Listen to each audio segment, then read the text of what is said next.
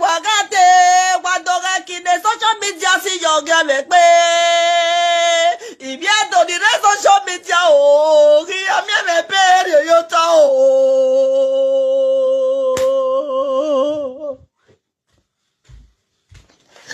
wagume tagiya ya ni yagate ni ado dave ebe ni gata o e social media o wa mi me document de yo ta o ije ogwa egbe de na gbe nege so uga gi fine go ya to ta go manu egbe ta so Togaso, oh, Togaso.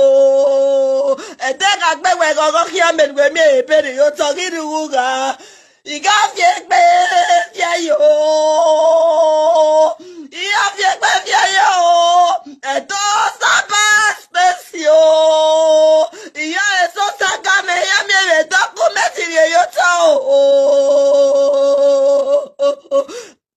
Edo wagade wadoge nigije o wadoge nigije o wadoge nigije o wagumeta gebi Parisi nu wagumeta choto chopo mama nore Italio ni adogume mwe video na o ni agavi ne do presenta si yo megbe o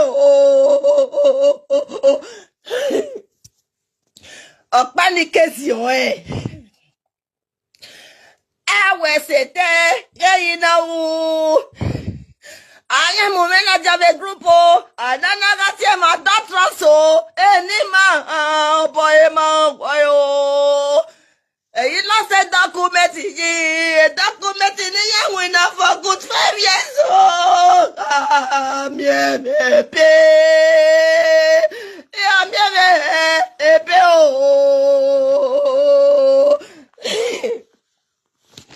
Wagumeta gebi Parisi nu wagumeta tagebo autoshebo mama no ritali ni ade awutu bi asakaka bo no nya ekwefie ebe ni yanwina ukpede o e presenta bebe yota o fisi peve na hi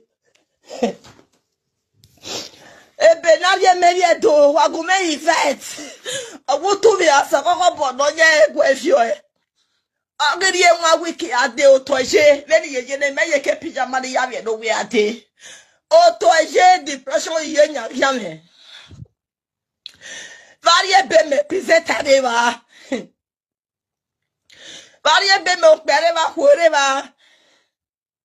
Okna de bareva huareva presenta il vient do presenta vient do non me bere yo to mareva va mi varie me. Wagumeta ge Parisi no gareva o ikete veni yata. Wagumeta ge Parisi o authentic blogger. Authentic blogger de bi Parisi. Kege votaje po mama no ritadio. Ukpove gbade no yari go ge yomo wo kwa. Presenta me dokumenti o. Pe fa gbada de ya me bebe. Ukpe fa gbada de presenta ya me bebe. E presenta ba mo okay. O me dokumenti de yo to. Pe fa gbada. Ukpove gbani ha. Ayari ebe ge yomo wa de ebe ge romo wa.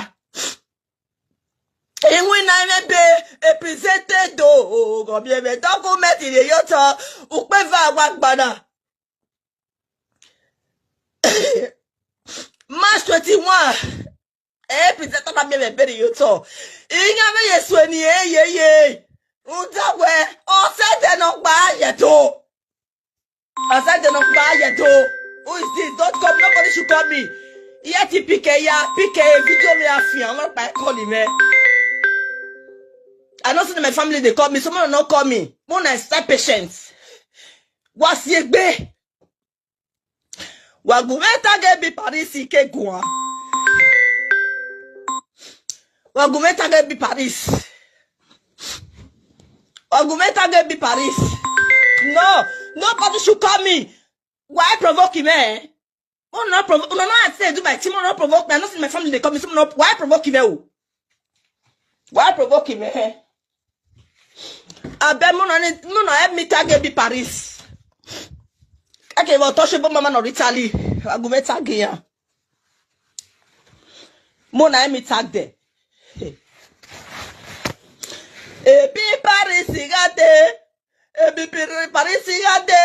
Oh my God, I Ebi Paris igade. Lord igade.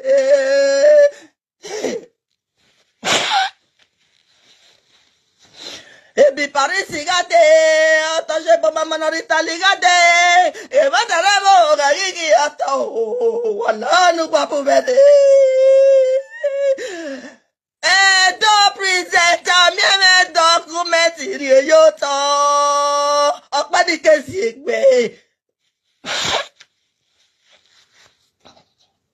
e don't ever ire ogumenta ge bi Paris one never ogumenta ge bi Paris hello me ogumenta ge ima oni so anywhere my daughter help me tag bi Paris ogumenta get to this video otochipo mama of Italy oboko ogumenta get to this video ima oni so anywhere ogumenta ge bi ne tag me Metakia.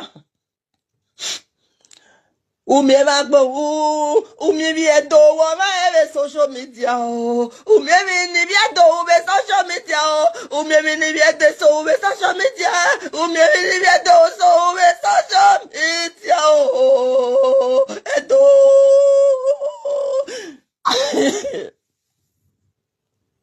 agumeta ge bi Paris agumeta tagot atoshe bo mama no rita lo bo ke bo agumeta ge e ate adogume block the video now. Hello, my daughter, let me tag there. Gume tag here. We tag here. We dem na si we gume tag here. Gume tag here. Gume tag here. I never see that. I never see there. Let me tag there. Hello, me gume tag here. You better we man now. Gume tag here. Help me tag there. Do eti tagi ya gume gboye manu gume ni make na sontani ata to wa gume tagi bi Paris agume tagi bi Paris agume tagi otoshe bo mama no Italy obokembo no nepe ebo Paris ebi Paris e blogger negi blog wa agume tagi ya no wa do age emi ni viedo e presento obie dokpa ume egesene nye ya so latian and egesene nye ya gwan edena bu nukpo ope wagume Yvette now wagume Yvette man wagume tage bi Paris ima bege man na comment ya bege wagume tage bi Paris. When I meet if not tag, maybe I feel come at the evening or maybe tomorrow. Argument tag be Paris.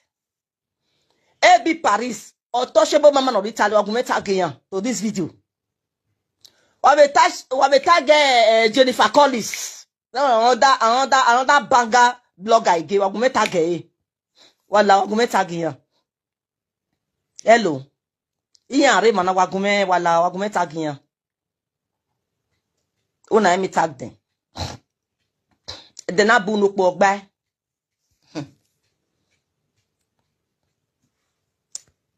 hello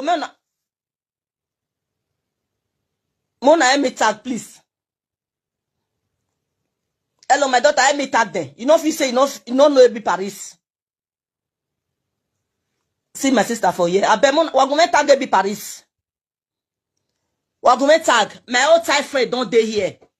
Wagume tag ni ado bege we do sa passport ya me document ni yo to he wagume tag mo na me tag be Paris untouchable mama and Jennifer Collins mo na me tag there. Now they are known as blogger for now, mostly be Paris and untouchable mama and Collins, Jennifer Collins now the biggest blogger for those passport for now, but mo na me tag them.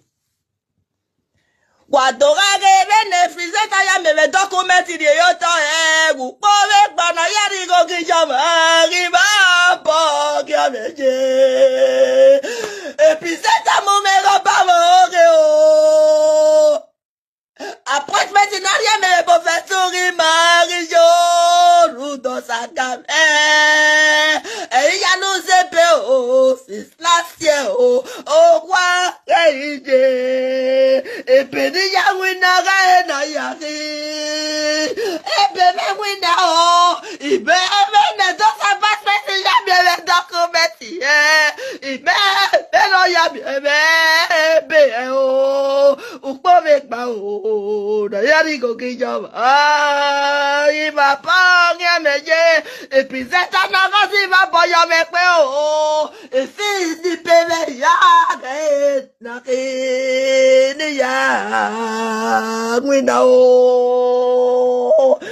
et dans ces pas spéciaux, Watoka nigije watoke yagbeme yagbo ino.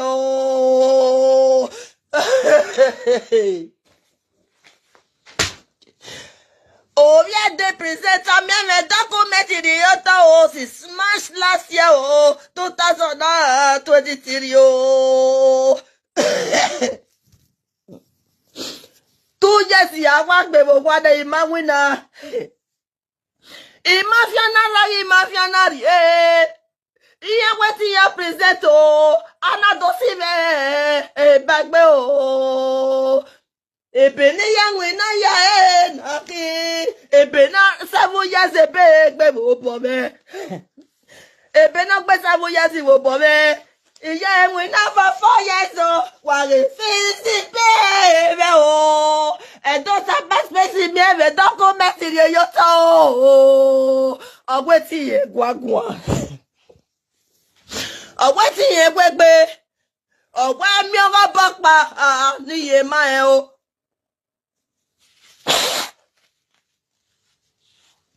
wa mi go he ni ye ma e ogun ye ga gbebe ere bode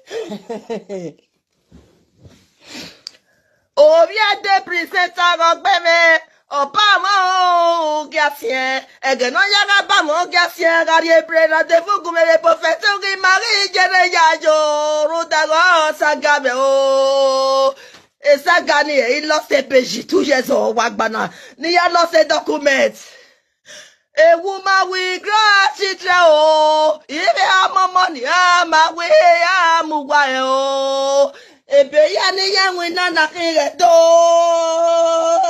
imari ebe ye peti wate o ebo na me peri yo so watage bi Paris be gupo be gba na ya wizo gije o imo boy mo we ni ge ya wizo gije be o e present anagbe me omu ma doctor say ni ma boy o ageri appointment be gari letter gube e ma yere ya gari letter unda go sagabe online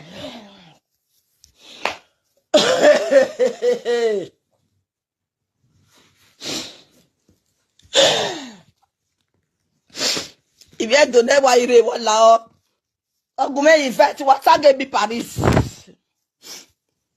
ogume tage bi Paris international blogger ogume tage wa tage untouchable mama kekebe Jennifer Collins meni sona wa hia mi no sonu ma ya ni me wa hia ore bana e ma samogo ba e ma samogo e ba meze de ni ya la Paris na il faut quitter les panneaux il ma samogo e ba meze de when the day was na 4 o'clock e pijama yero mo room the depression is high. It's high. Awe tare gbe biri. Awe tare gbe biri. Tare gbe biri. Oh, we tare gbe biri. O se no ro me gbe wa ke. O we gbe be hia lo mi ne. E fun ri we gbe me wa e go se fesi me. E fun we gbe me e fun ri ro. E presenter do oviedo no e presenter. Iviedo wetin yan presenti. Iyan isowo. Iyan